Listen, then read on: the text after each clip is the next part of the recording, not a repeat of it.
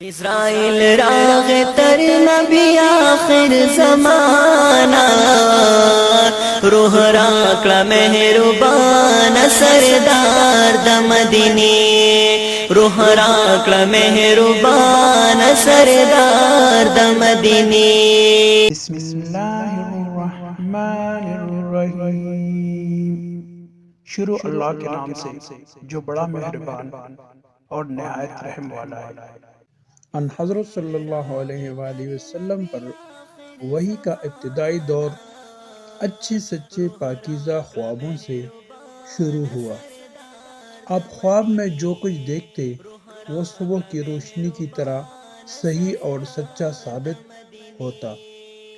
پھر من جانب قدرت آپ تنہائی پسند ہو گئے اور آپ صلی اللہ علیہ وآلہ وسلم نے غار حرا میں خلوت نشینی اختیار فرمائی اور کئی دن تک اور رات وہاں مسلسل عبادت اور یاد الہی و ذکر و فکر میں مشغول رہتے، جب تک گھر آنے کو دل نہ چاہتا توشہ ہمراہ لیے ہوئے وہاں رہتے۔ توشہ ختم ہونے پر ہی اہلیہ محترمہ حضرت خدیجہ رضی اللہ عنہا کے پاس تشریف لاتے اور کچھ توشہ ہمراہ لے کر پھر وہاں جا کر خلوت گزین ہو جاتے۔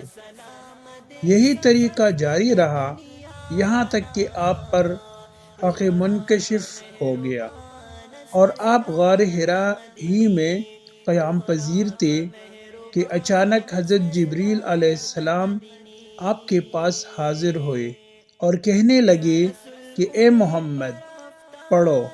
آپ فرماتے ہیں کہ میں نے کہا میں پڑھنا نہیں جانتا۔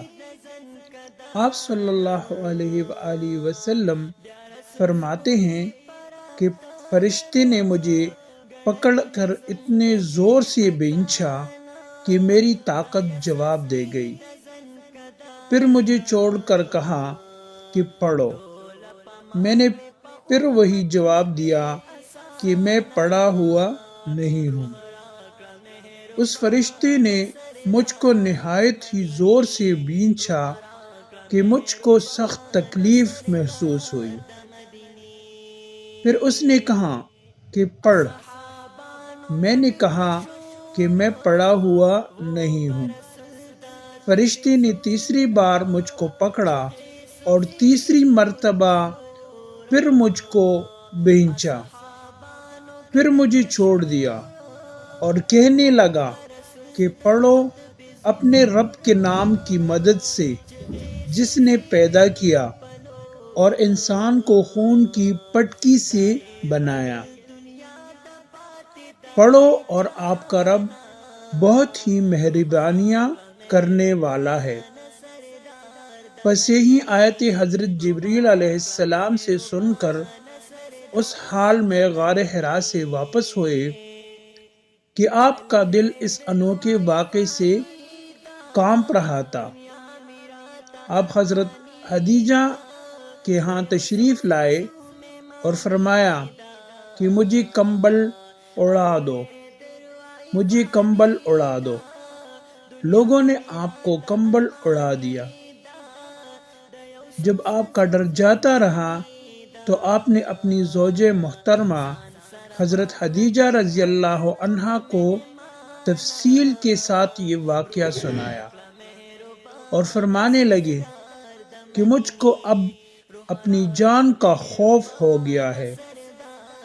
آپ کی اہلیہ محترمہ حضرت خدیجہ رضی اللہ عنہا نے آپ کی ڈارس بندائی اور کہا کہ آپ کا خیال صحیح نہیں ہے، خدا کی قسم آپ کو اللہ کبھی رسوا نہیں کرے گا۔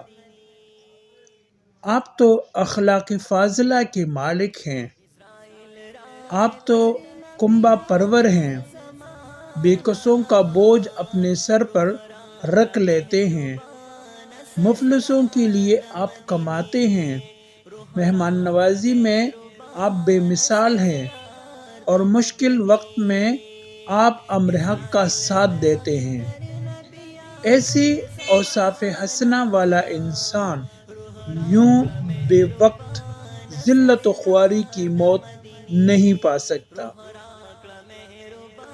پھر مزید تسلی کے لیے حضرت خدیجہ رضی اللہ عنہا آپ صلی اللہ علیہ وآلہ وسلم کو ورقہ بن نوفل کے پاس لے گئی، جو ان کے چچا زاد بھائی تھے اور زمانہ جاہلیت میں نصرانی مذہب اختیار کر چکے تھے اور عبرانی زبان کے کاتب تھے۔ چنانچہ انجیل کو بھی حسب منشاء خداوندی عبرانی زبان میں لکھا کرتے تھے۔ انجیل سریانی زبان میں نازل ہوئی تھی، پھر اس کا ترجمہ عبرانی زبان میں ہوا۔ ورقہ اسی کو لکھتے تھے، وہ بہت بوڑھے ہو گئے تھے، یہاں تک کہ ان کی بینائی بھی رخصت ہو چکی تھی۔ حضرت خدیجہ رضی اللہ عنہا نے ان کے سامنے آپ کے حالات بیان کیے اور کہا کہ اے چچا زاد بھائی، اپنے بھتیجے محمد صلی اللہ علیہ وآلہ وسلم کی زبانی ذرا ان کی کیفیت سن لیجئے۔ وہ بولے کہ بھتیجے، آپ نے جو کچھ دیکھا ہے اس کی تفصیل سناؤ۔ چنانچہ آپ صلی اللہ علیہ وآلہ وسلم نے از اول تا آخر پورا واقعہ سنایا، جسے سن کر ورقہ بے اختیار ہو کر بول اٹھے کہ یہ تو وہی ناموس معزز رازدان فرشتہ ہے جسے اللہ نے حضرت موسیٰ علیہ السلام پر وحی دے کر بھیجا تھا۔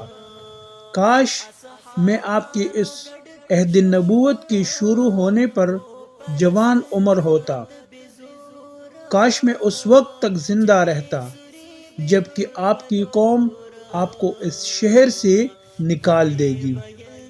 رسول کریم صلی اللہ علیہ وآلہ وسلم نے یہ سن کر تعجب سے پوچھا کہ کیا وہ لوگ مجھ کو نکال دیں گے، حالانکہ میں تو ان میں صادق و امین و مقبول ہوں؟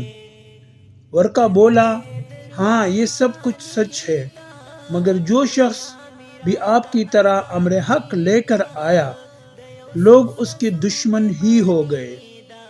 اگر مجھے آپ کی نبوت کا وہ زمانہ مل جائے تو میں آپ کی پوری مدد کروں گا، مگر ورقہ کچھ دنوں کے بعد انتقال کر گئے۔ پھر کچھ عرصہ تک وحی کی آمد موقوف رہی۔